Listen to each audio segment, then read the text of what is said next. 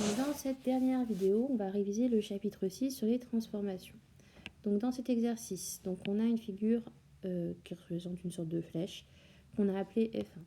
On veut F2 qui est le symétrique donc, de la flèche F1 par rapport au point C. Donc ça va être une symétrie centrale.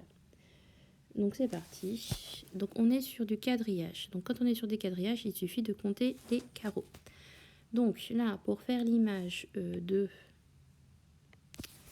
F1 par la symétrie centrale de centre C, donc je compte les carreaux. Donc pour passer par exemple de ce point-là au point C, je dois faire un carreau vers la droite, 3 carreaux vers le haut. Et donc je refais de la même chose de l'autre côté. Un carreau vers la droite, 3 carreaux vers le haut. Donc je sais que le point image ici, il va se retrouver là. Alors ensuite, je fais pareil pour celui-ci. Celui-ci, il faut faire 2 vers la droite. Donc je refais 2 vers la droite et cela me mène là. Le suivant, celui-ci par exemple, je dois faire 3 vers la droite, 3 vers le haut. Donc 3 vers la droite, 3 vers le haut. On se retrouve ici. Il ne m'en reste plus qu'un. Celui-ci, je fais 2 vers la droite, 2 vers le haut, 2 vers la droite, 2 vers le haut. Je me retrouve là. Et après, je n'ai plus qu'à tracer. Donc là, je vous le fais à main levée, sachant que derrière, vous aurez la correction propre. Donc ça, c'est F2. On dirait E2. Je vais réécrire. Hop. C'est F2. Voilà. Alors ensuite, on me dit de tracer le symétrique F3 de la flèche F1 par rapport à la droite AB. Donc là, déjà, il faut tracer la droite AB. Donc je place ma règle correctement. Hop. Voilà. Ensuite, je trace proprement la droite AB. Je vais changer de couleur pour faire l'image. Je vais prendre du violet. Voilà. Alors, comment ça fonctionne pour faire l'image par rapport à la droite AB?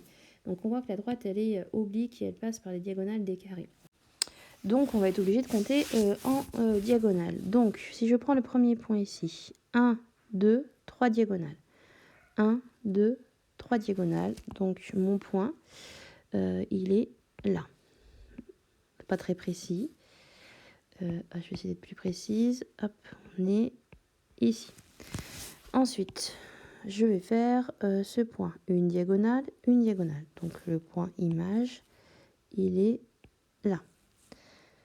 Ensuite, donc je vais faire celui-ci, une, deux diagonales, une, deux, l'image est là.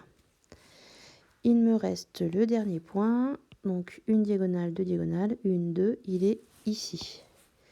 Il est là. Et donc quand je relie, alors vous bien sûr, encore une fois, vous faites ça à la règle.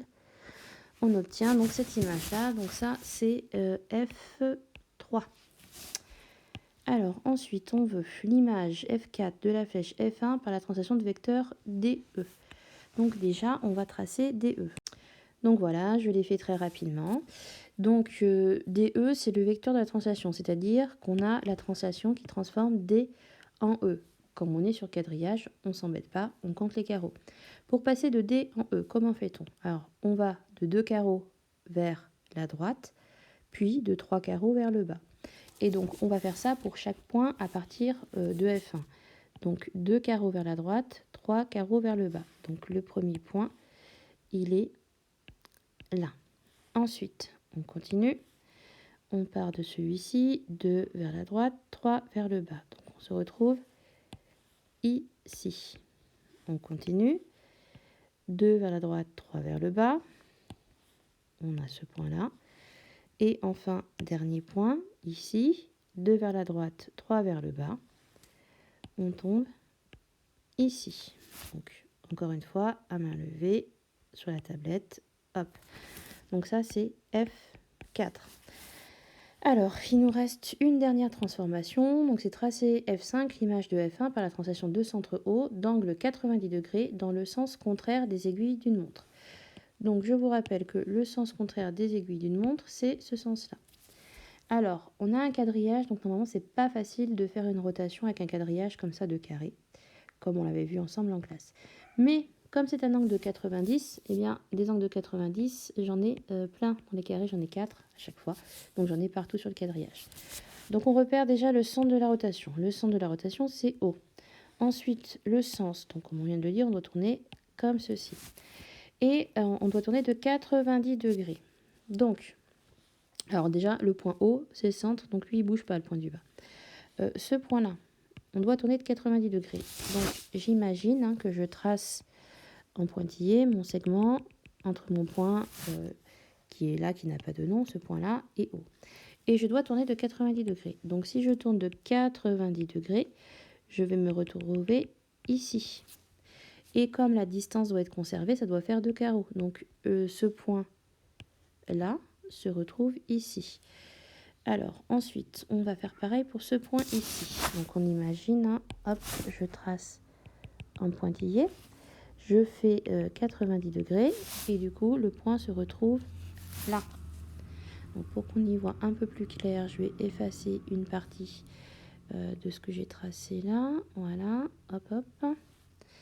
Donc, il faut que je replace mon point haut puisque je l'ai effacé. Hop. Alors, donc, j'ai 3 points. Il me manque le 4e. Il me manque ce point-là. Donc, ce point-là, alors on imagine pareil, des pointillés. Hop. Alors ensuite, on fait un pointillé là perpendiculaire. Ici, on a un angle droit. Et on reporte la longueur. On reporte cette longueur-là ici. Et on tombe sur ce point. Donc là, sur la tablette, c'est pas évident. Je ne peux pas tout vous montrer. Mais on obtient ainsi les 4 points. Nous n'avons plus qu'à relier. Et donc, hop, hop, hop, hop. Ceci, c'est F5.